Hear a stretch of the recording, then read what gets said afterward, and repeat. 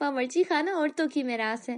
اب خطۂ غیر میں آئیں گے تو گولہ باری تو ہوگی. میں اچھی نہیں لگوں گی، لیکن اگر آپ میرا دوپٹہ اتار کے لے آئیں تو برے نہیں لگیں گے. کوئی مرد آج تک ہنستے ہوئے اتنا خوبصورت نہیں لگا تھا، کم از کم گل رانا کو نہیں لگا تھا.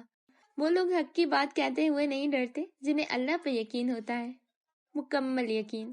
قومیں بری نہیں ہوتی، مذہب برے نہیں ہوتے، یہ لوگ ہوتے ہیں جو شدت پسندی کو دھرم کا دین کا نام دے دیتے ہیں. تم نے مجھے بتایا ہوتا کہ تم میرا رشتہ دیکھنے آئی ہو تو میں ذرا سلیقے سے سامنے آتا. السلام علیکم. تو آج ہم پڑھنے والے ہیں بوگی نمبر 12 بائی بہر النساء شمیر کا پارٹ 2. امید کرتی ہوں کہ آپ کو پچھلی ایپیسوڈ بھی پسند آئی ہوگی. تو چلیں سٹارٹ کرتے ہیں.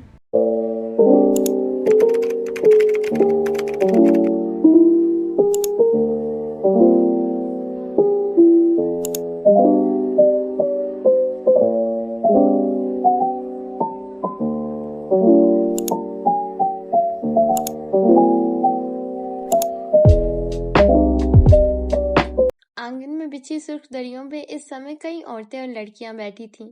شربت، چائے، گڑ کی ٹکیوں کے دور چل رہے تھے. ہر سو چراغا ہی چراغاں تھا.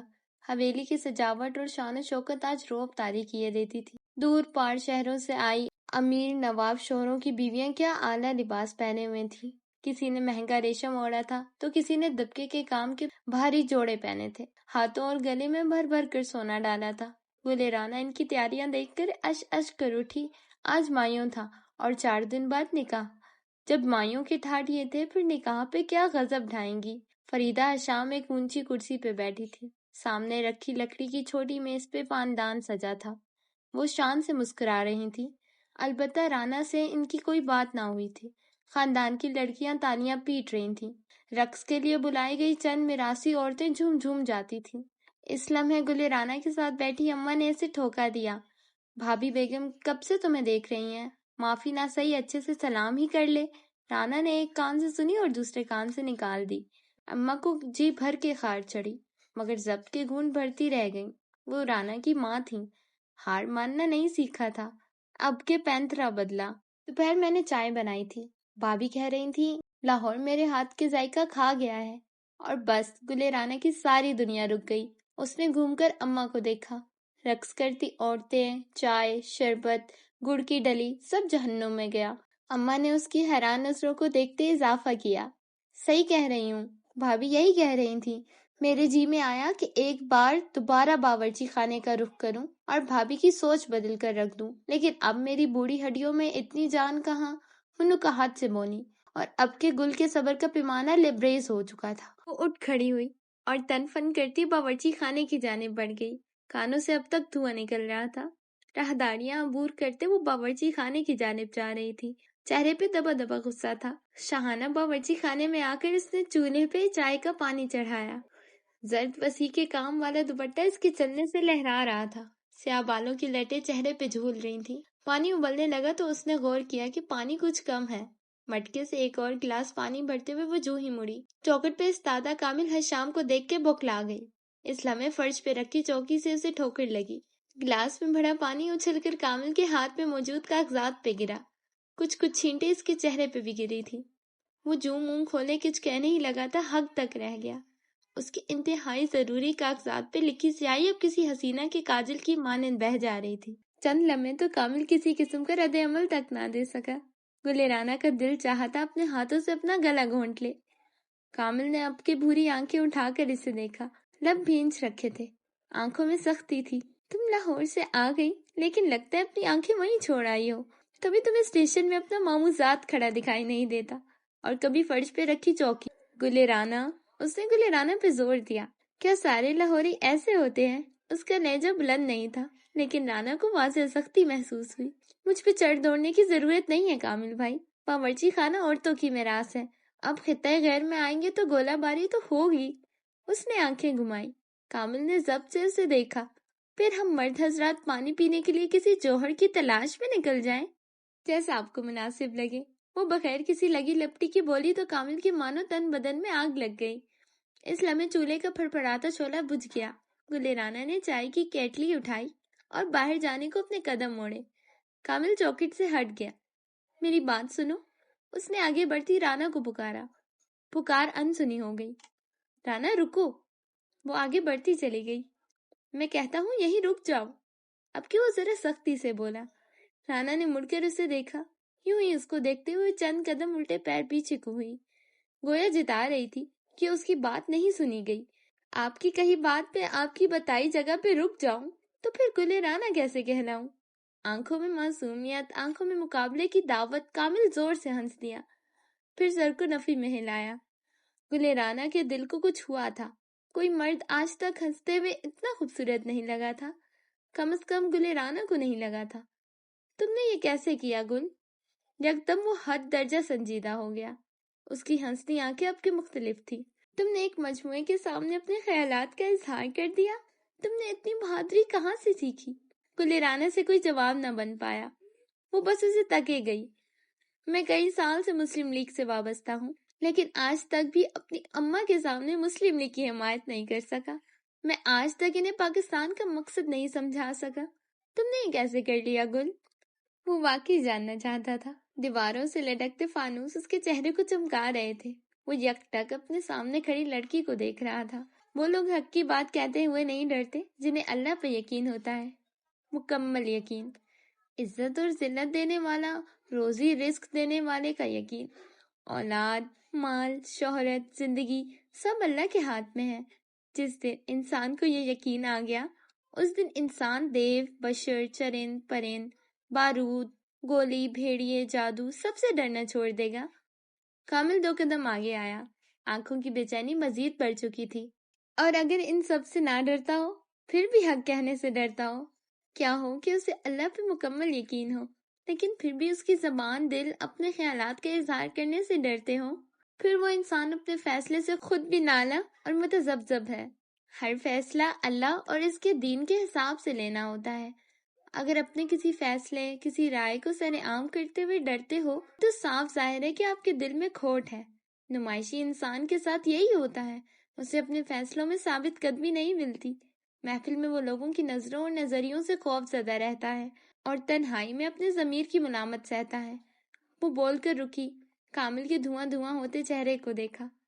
میں جاؤں کامل بھائی؟ ہاں ہاں تم جاؤ۔ وہ گویا کسی خیال سے چونکا تھا۔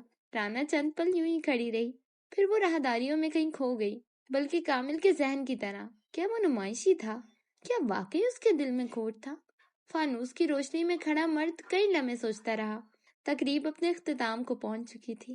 بیگمات نے اپنے گھروں کی راہ لی، رشتہ داروں نے ایک ایک کر کے اپنے اپنے آرام گاہ کی راہ لی۔ کئی چچا ماموں زادوں نے چائے کے دور چلائے۔ حویلی کی چھت پہ رشتہ داروں کے لڑکوں کا قیام تھا، جہاں سے اب بھی ٹھٹے لگانے کی آواز آتی تھی۔ ذرا ذرا دیر بعد مسلم لیگ کے نعرے بھی بلند ہوتے، پھر اختلاف میں ڈوبے دبے دبے خصیلے لہجے سنائی دیتے۔ ان سب سے بے نیاز گلے رانا اور کئی دوسری عورتوں کی چارپائیاں آنگن میں بچھی تھیں۔ سخت ہبس اور گرمی تھی کہ سانس رکتا تھا۔ گلے رانا چارپائی سے اٹھ بیٹھی تھی، پسینے سے چرابور نوری مسکینیت سے اپنی بڑی بہن کو دیکھ رہی تھی۔ رانا کو بے اختیار اس پہ ترس آیا۔ وہ اپنی جگہ سے اٹھی، پیروں میں چپل اڑسے اور پانی کے مٹکے کے قریب چلی آئی۔ سر سے دوپٹہ اتارا، مٹکے سے 3 بڑے بڑے گلاس بھرے اور دوپٹہ سارا گیلا کر دیا، پھر اس کو نچوڑا اور اپنی چارپائی کی طرف چلی آئی۔ نوری اسے دیکھ کر مسکرا رہی تھی، رانا بھی مسکرائی۔ گیلا دوپٹہ چت لیٹی نوری کے اوپر ڈال کر وہ اس کے قریب بیٹھ گئی۔ اب کے ہب زدہ ہوا ٹھنڈی لگ رہی تھی، نوری کے پیٹ میں گدگدی ہونے لگی۔ آپا، تم نوری کا اتنا خیال کیوں رکھتی ہو؟ دوپٹے کے پار سے نوری کی پتلی آواز سنائی دی۔ گلے رانا اس کے ساتھ لیٹ گئی۔ کیونکہ نوری میری پہلی کاری ہے، کیونکہ گلے رانا کی ساری کہانیاں نوری کے لیے ہیں۔ میں جہاں جہاں جاتی ہوں نا، وہاں سے کہانیاں سمیٹ کر لاتی ہوں۔ جب تم بڑی ہو جاؤ گی تو ان کہانیوں کو لکھنا۔ آپا، یہ تو چوری ہوئی، تمہاری کہانی ہے، تم خود لکھو نا۔ جھلی، میں لکھ نہیں سکتی، لکھنے والے لوگ اور ہوتے ہیں، وہ جو لکھاری ہوتے ہیں نا، ان کو اللہ کی طرف سے تحفہ ملا ہوتا ہے۔ وہ کوٹھی نہیں دیکھتے، اس کوٹھی کا رنگ روغن نقش نگار دیکھتے ہیں، انسان نہیں دیکھتے، اس کی آنکھیں، اس کے تاثرات، اس کے چہرے کے رنگ دیکھتے ہیں۔ وہ رکی، آسمان پہ ٹکیا کی مانند چمکتے چاند کو دیکھا۔ قدرت نہیں دیکھتے، اس کے پیچھے کے راز اور کہانیاں دیکھتے ہیں۔ کم بخت بڑے گھنے ہوتے ہیں۔ روتا ہوا انسان اس کا غم نہیں دیکھتا، اس کے اندر اپنا مستقبل کا کردار دیکھتے ہیں۔ وہ مسکرا رہی تھی، اپنی کہانیاں سے یوں ہی مسکرانے پہ مجبور کرتی تھی۔ आपा, तुम्हें क्यों लगता है मैं लिखारी बन सकती हूँ? नूरी की आंखें नींद से भर रही थीं। क्योंकि तुम्हारा मुशाहिदा गहरा है, क्योंकि तुम हसास हो, और क्योंकि तुम आंखें पढ़ लेती हो, और चौथा तुम संभाल बहुत करती हो। ये 4 चीजें इंसान को लिखारी बनाती हैं, एक अजीम लिखारी। वो कैसे? नूरी ने जमाई रोकी, अलबत्ता जबान पे मचलता सवाल ना रोक सकी। मुस्तकबिल की लिखारी। गहरा मुशाहिदा लिखारी से तफसीलात लिखवाता है, जिसके बगैर मुकालमा अधूरा है। हसास इंसान दूसरे के दर्द को समझता है, और दर्द को समझे बगैर इसे लिखा नहीं जा सकता। और सबसे अहम बात, दर्द के बगैर कहानी बिकती नहीं। बोलते हुए राना ने करवट बदली। जिस इंसान को आंखें पढ़ने का फन ना आता हो, वो सच झूठ में फर्क नहीं कर पाता, और लिखारी को सच झूठ मालूम होना चाहिए। फिर वो जिसे चाहे सच लिखे और जो चाहे झूठ। वो बोलकर खामोश हो गई। नूरी की नींद से भरी आंखें गनूनगी में डूब चुकी थीं। वो आखिरी जवाब सुने बगैर सो गई। छत से आती आवाजें अब थम गई थीं। शायद लड़के सो गए थे। गुलेराना ने गहरी सांस ली, बाजू आंखों के ऊपर रखा। यहाँ से छत पे महफिल जमाते लड़कों में से एक आध दिख जाता था।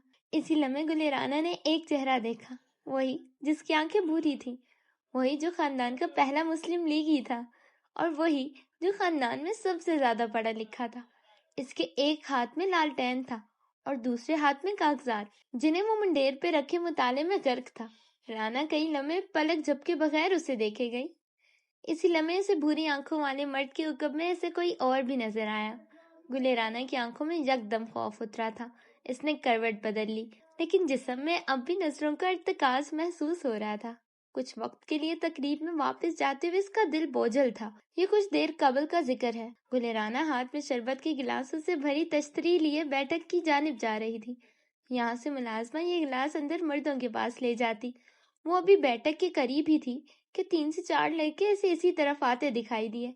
इनके साथ इसका खालाजाद इबाद भी था, जो कि नजरों ही नजरों में इसे खा जाने की कसम ले चुका था। साथ चलते लड़कों से ज्यादा तेज कदम लेते वो गुलेराना के करीब आया, झपट कर तश्तरी इसके हाथ से ली और इसे अंदर दफान होने का इशारा किया।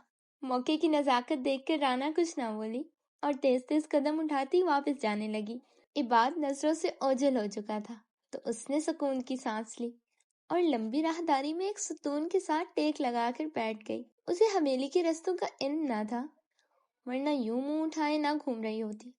चंद पल यूं ही बैठे हुए गहरी सांसें लेती रही, फिर उठ खड़ी हुई, दुपट्टा दुरुस्त किया, चेहरे पे हाथ फेरा और आगे बढ़ने को कदम उठाए। इसी पल किसी ने इसका रास्ता रोका था। राना का सांस जहां था वहीं थम गया। वो अपनी जगह जामिद हो गई। उसके सामने कोई मर्द था, 20-22 के हिंसे को छूता, पुरकशिश नकूश वाला लड़का। इसके माथे पे सुर्ख टीका था। मैं काफी देर से तुम्हें देख रहा हूँ। आज की तकरीब में सबसे हसीन लड़की तुम हो। राना वहां से भाग जाना चाहती थी, लेकिन उसके कदमों में जान न थी।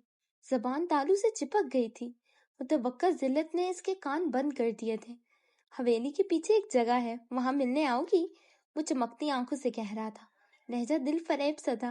गुलेराना की नजरें बस उसके माथे के टीके पे जम गई थीं। वो यकटक उसे देखे गई। यहाँ क्या हो रहा है? सख्त खिरदरी आवाज पे वो लड़का मुड़ा था। कामिल आंखों में बेपनाह सख्ती लिए से घूर रहा था। गुलेराना की यहाँ मौजूदगी इसके असाब को झंझोड़ गई थी। मैंने पूछा, यहाँ क्या हो रहा है? गुलेराना, अपनी माँ के पास जाओ।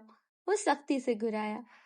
कुछ नहीं हो रहा कामिल बाबू, मैं बस यहाँ से गुजर रहा था और यूं ही इन पे नजर पड़ गई तो रुक गया। मुझे लगा मदद की जरूरत होगी। वो अब भी टिटाई पे जमा था। गुलेराना की आंखों में आंसू भरने लगे। वो दो मर्दों के सामने मौजूए गुफ्तगू थी।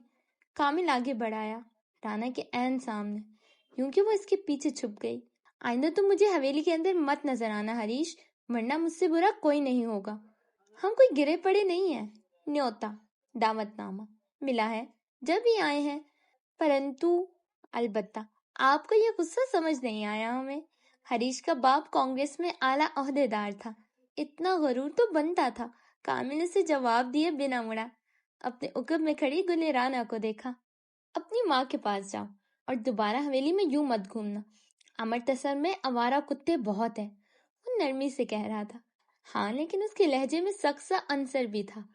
राना उसके पीछे से निकल आई और फिर इसने अपने आप को अंधाधुंध राहदारियों में भागते देखा।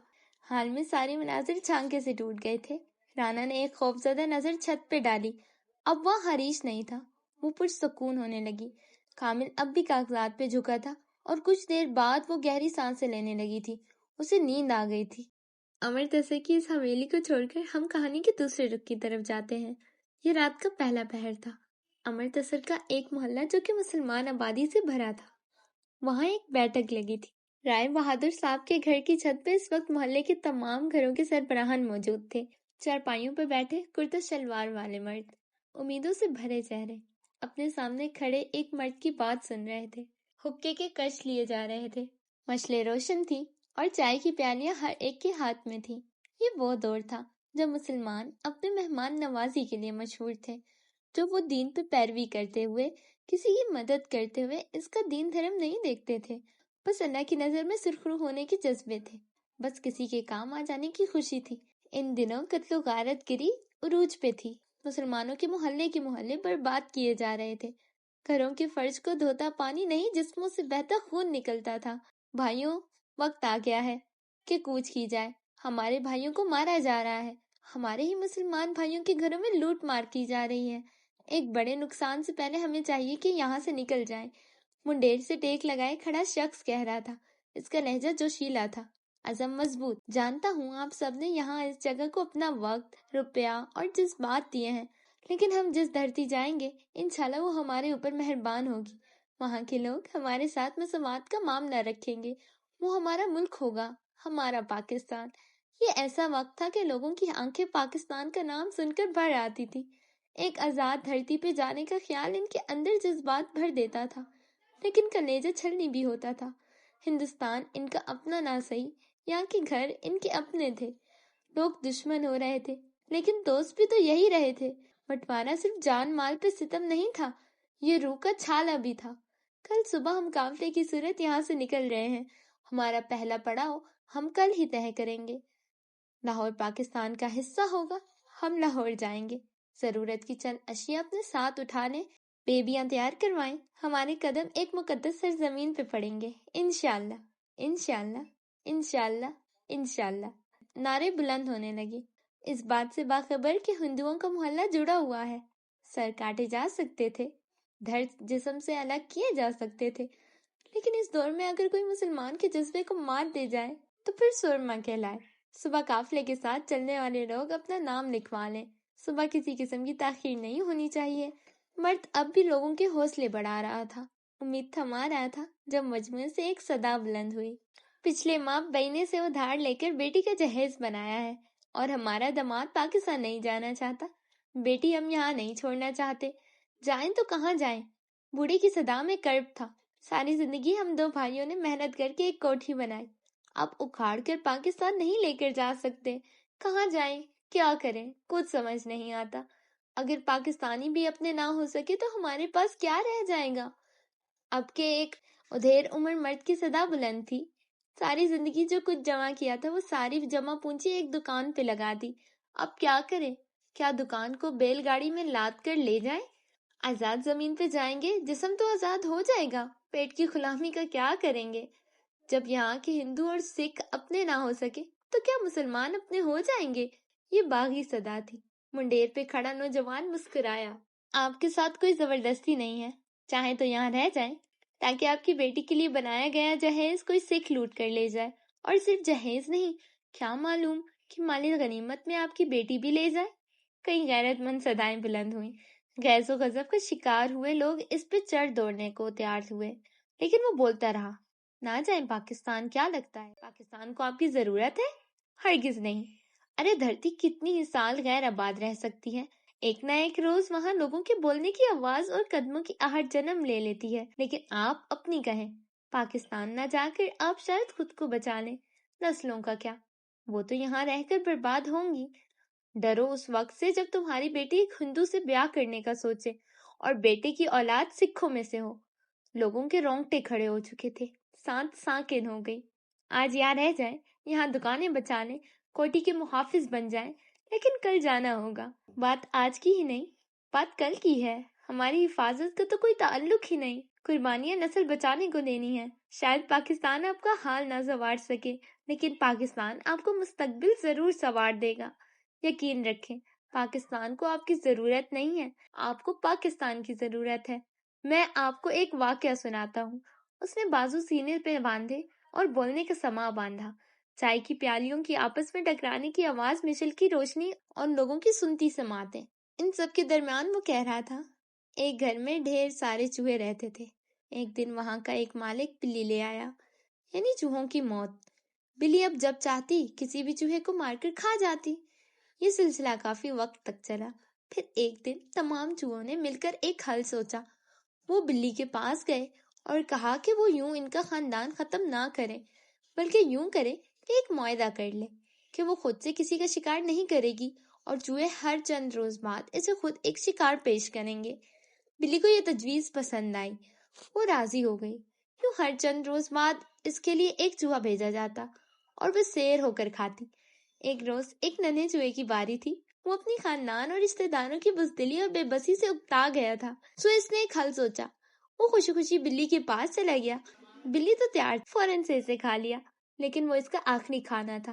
چوہے نے بلی کے پاس جانے سے قبل زہر چاٹ لیا تھا۔ لوگ دم ساتھ گئے۔ کہانیاں حقیر لوگوں کی بھی ہوتی ہیں، لیکن جو اسباق وہ سکھاتی ہیں وہ کسی صورت حقیر نہیں ہوتے۔ ایک چوہا، حقیر سا جانور، اپنی قوم کے لیے قربانی دے گیا، اور آپ ڈر رہے ہیں، ہچکچا رہے ہیں۔ موت تو آنی ہے، آج نہیں تو 10 20 30 سال بعد، اٹل ہے یہ۔ لیکن مندر کے گھنٹے اور تلسی کی پوجا سنتے ہوئے سکھ اور ہندوؤں کے چاقو سے مرنے سے بہتر ہے انہی سکھوں سے شہید ہو جاؤ۔ کل صبح قافلہ آپ سب کا انتظار کرے گا۔ یوں تو آپ سب میرے ساتھ ہیں، لیکن یہ گنے چنے باغی ہم آپ کا بھی انتظار کریں گے۔ محفل برخاست ہو گئی، لوگ اپنے گھروں کو جانے لگے۔ انہی لوگوں میں ماسٹر یوسف بھی شامل تھے۔ لالٹین ہاتھ میں لیے وہ چوکنا نظروں سے سنسان گلی کے اطراف میں دیکھتے اپنے گھر کو جا رہے تھے۔ دفتن کسی نے انہیں بازو سے کھینچ کر دیوار کی اونٹ میں لگایا۔ وہ سہم گئے۔ موت اپنے قریب نظر آنے لگی۔ جامنی پگڑی والا سکھ ان کے سامنے تھا، لیکن اس کی آنکھیں نرم تھیں۔ ماسٹر صاحب کے اعصاب پر سکون ہونے لگا۔ آج سویرے 5 بجے ساری سکھ برادری اس محلے تے حملہ کرن والی ہے۔ اپنا سامان چکو، اپنے مسلماناں نوں خبردار کرو تے جتنی چھیتی ہو سکدا ہے اتھوں نکل جاؤ۔ آج صبح 5 بجے ساری سکھ برادری اس محلے میں حملہ کرنے والی ہے۔ اپنا سامان اٹھاؤ، اپنے مسلمان بھائیوں کو اطلاع کرو اور جتنی جلدی ہو سکتا ہے یہاں سے نکل جاؤ۔ اور تو ہمارا ہمدرد کیوں بن رہا ہے پرم ویر؟ ماسٹر صاحب کی آواز گیلی تھی۔ پرم ویر کی آنکھیں کرب زدہ تھیں۔ گرو جی کا پڑھایا پاٹ یہ بھول گئے ہوں گے، میں نہیں بھولا۔ تم لوگوں کے دھرم میں امن ہے تے جھگڑا، فساد اپنا بھی دھرم نہیں۔ وہ کہتے ہوئے جہاں سے آیا تھا وہیں چلا گیا۔ ہندوستان کے ہر گلی میں اگر 10 لوگ مسلمانوں کو مارنے کو تیار تھے تو ہر گلی میں ایک پرم ویر بھی تھا۔ قومیں بری نہیں ہوتی، مذہب برے نہیں ہوتے، یہ لوگ ہوتے ہیں جو شدت پسندی کو دھرم کا دین کا نام دے دیتے ہیں، ورنہ قتل ہر دھرم میں گناہ اور فساد ہر دین میں جرم ہے۔ رات کے آخری پہر جب سارے آسمان میں سیاہی چھائی ہوئی تھی، حبزدہ ہوا اس پیر ہلکی پھلکی تھی، جسم کو بھاتی فرحت بخش۔ دور کہیں سے فجر کی پہلی اذان بلند ہوئی تھی۔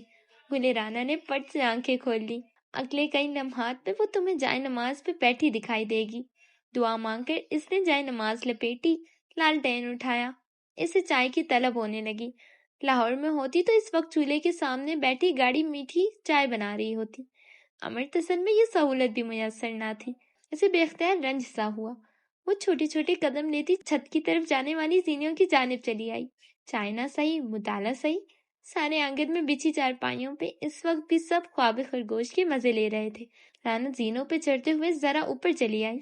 وہ جو ہی ایک منتخب کردہ زینے پہ بیٹھنے لگی، اس زینے سے ملحقہ دیوار میں ایک جالی دار بڑا سا روشن دان نظر آیا۔ ابھی وہ یہاں سے باہر کچھ دیکھتی کہ یکدم اسے کچھ یاد آیا۔ اس کا چنری والا دوپٹہ، او خدایا، اس کا دوپٹہ چھت پہ ٹنگا تھا۔ وہ بھول کیسے گئی؟ دن میں تو اماں اسے چھت پہ پیر رکھنے نہیں دیں گی کہ دیواریں چھوٹی تھی اور ساتھ والے گھر غیر مذہبیوں کے تھے۔ وہ دبے پاؤں اوپری زینے چڑھ رہی تھی۔ اسی لمحے کوئی چھت سے نیچے آتا دکھائی دیا۔ اس کی آنکھوں میں نیند بھری تھی، بال بکھرے ہوئے تھے۔ کامل حشام گلے رانا کو دیکھ کر ٹھٹک کر رکا۔ یکدم اسے چھت پہ سوئے حریش کا خیال آیا۔ تم یہاں کیا کر رہی ہو؟ سکون نہیں آتا ایک جگہ؟ نہ چاہتے ہوئے بھی وہ تلخ ہوا۔ میرے سکون کو چھوڑ کر آپ کی بات کرتے ہیں، کہیں قرار نہیں آتا آپ کو؟ کامل فون اشام نگاہوں سے اسے گھورتے ہوئے 2 زینے نیچے آیا۔ وہ اس سے مرعوب نہیں ہوئی تھی، سو وہ دھیما پڑ گیا۔ دیکھو گل، تم یہاں مہمان ہو، یہاں سکون سے ایک جگہ ٹک کر رہتے ہیں۔ تمہاری اماں کتنی ناراض ہوں گی اگر انہیں پتہ چلا کل رات کیا ہوا ہے۔ کل رات کے بارے میں سوچ کر تو ایک پل کے لیے رانا کی سانس بھی رک گئی۔ میرا دوپٹہ ٹنگا ہے چھت پہ، بس وہی لینے جا رہی تھی۔ اس کی دلیل کمزور تھی۔ چھت پہ اس وقت آدھے خاندان کے لڑکے سو رہے ہیں، تم دوپٹہ لینے جاتی اچھی لگو گی؟ میں اچھی نہیں لگوں گی، لیکن اگر آپ میرا دوپٹہ اتار کے لے آئیں تو برے نہیں لگیں گے۔ کامل کو لگا تھا اس نے کچھ غلط سن لیا تھا۔ میں چھت پہ جاؤں اور زنانہ دوپٹہ اتار کر لاؤں؟ میں کامل حشام؟ وہ سینے پہ انگلی رکھے بے یقینی سے کہہ رہا تھا۔ دوپٹہ زنانہ ہی ہوتا ہے، آپ نے کبھی کوئی مردانہ دوپٹہ دیکھا ہے کیا؟ وہ معصومیت سے بولی۔ آپ جا رہے ہیں یا پھر میں جاؤں کامل حشام صاحب؟ اس نے کامل حشام پہ زور دیا تھا، اور پھر چند لمحے گل رانا کو گھورتے رہنے کے بعد کامل حشام چھت پہ جاتا دکھائی دیا۔ سرخ اور سیاہ رنگ کا دوپٹہ، چنری کے نمونے والا۔ گل رانا نے ہانک لگائی۔ اگلے چند لمحوں میں کامل اپنے ہاتھ پہ دوپٹہ لپیٹے واپس آتا دکھائی دیا۔ رانا دل کھول کر مسکرائی تھی۔ اب اگر تمہیں کسی قسم کی اوٹ پٹانگ حرکت کرتے دیکھا تو مجھ سے برا کوئی نہیں ہوگا گل رانا، اسے دوپٹہ رانا کی طرف بڑھاتے ہوئے کہا۔ ساتھ ہی ایک زینے پہ بیٹھ گیا۔ فجر غالباً قضا ہو چکی تھی۔ اس نے تھکی تھکی نظریں اٹھا کر اپنے سامنے کھڑی لڑکی کو دیکھا۔ چائے ملے گی؟ نہیں ملے گی، ٹکا سا جواب۔ اور یہ ستم کیوں کر؟ وہ حیران ہوا۔ گل رانا کی آنکھیں جمکی۔ آپ ٹھہرے جوہر کے پانی کے عادی، اور ہمارے ہاں وہ میسر کہاں؟ اس کی بات پہ کامل زور سے ہنس دیا۔ رانا اس کے ساتھ ہنسی تھی۔ ماحول ہلکا پھلکا ہو گیا۔ تم سے نہیں جیت سکتا میں، اس نے ہنستے ہوئے کانوں کو ہاتھ لگایا۔ کرتی کیا ہو تم؟ کتنا پڑھی ہو؟ اب کہ رانا بھی اس سے 4 درجے نچلے زینے پہ بیٹھ گئی۔ لالٹین ان دونوں کے بیچ میں تھا، جس کی روشنی میں وہ دونوں ایک دوسرے کو دیکھ سکتے تھے۔ پورے 6 درجے پڑھی ہوں۔ اور آپ؟ بس 6 سے پہلے 1 لگا دو، اتنا ہی، کامل نے مسکرا کر بتایا۔ رانا تو دم خود رہ گئی۔ کامل حشام 16 درجے پڑھ چکا تھا۔ کرتی کیا ہو؟ سوال دہرایا گیا۔ شاعری سنتی ہوں، ادب پڑھتی ہوں، اور گھر کے کام۔ اور بھلا کیا کرنا ہے؟ آپ کیا کرتے ہیں؟ کامل نے گہری سانس لی، پشت دیوار سے ٹکا دی اور بازو سینے پہ باندھ لیے۔ وہ گل رانا کو اس کی زندگی کا سب سے بڑا جھٹکا دینے کو تیار تھا۔ میں مسلم لیگ میں ایک اعلیٰ عہدیدار ہوں پچھلے 7 سالوں سے، اور لاہور سے آئی وہ لڑکی جہاں تھی وہیں تھم گئی۔ اس کی آنکھوں میں یکدم بے پناہ عقیدت، عزت اور احترام بھر آیا کہ کامل اسے دیکھ کر رہ گیا۔ اماں نے کہا تھا آپ مسلم لیگی ہیں، مگر میں نے یقین نہیں کیا۔ او میرے خدا، آپ مسلم لیگ سے ہیں، یقین نہیں آتا مجھے تو بس لگا تھا اماں آپ کو اور میرا رشتہ کروانے کے لیے۔ گل رانا کی چلتی زبان یکدم تھم گئی۔ کامل کے چہرے کا رنگ بھی بدلا تھا، جسے وہ کمال مہارت سے چھپا گیا۔ گل رانا کم سن تھی۔ وہ نہیں، تم نے مجھے بتایا ہوتا کہ تم میرا رشتہ دیکھنے آئی ہو تو میں ذرا سلیقے سے سامنے آتا۔ اور بتاؤ پھر کیسا لگا لڑکا؟ وہ یوں ہی بازو سینے پہ باندھے ہلکے پھلکے لہجے میں بولا تو گل رانا کھلکھلا کر ہنسی۔ ویسے یہ طریقہ اچھا نہیں ہے، تم مجھے دیکھنے آئی تھی، مجھے پتا ہونا چاہیے تھا، چاہیے لے آتا میں، وہ کہے جا رہا تھا، اور رانا پیٹ پہ ہاتھ رکھ کے ہنس ہنس کر دوہری ہو رہی تھی۔ پھر بتاؤ گل رانا، میں کامل حشام تمہیں شادی کے لیے پسند ہوں یا نہیں؟ بالکل نہیں، ذرا بھی نہیں، وہ اپنی ہنسی قابو کرتے ہوئے بولی۔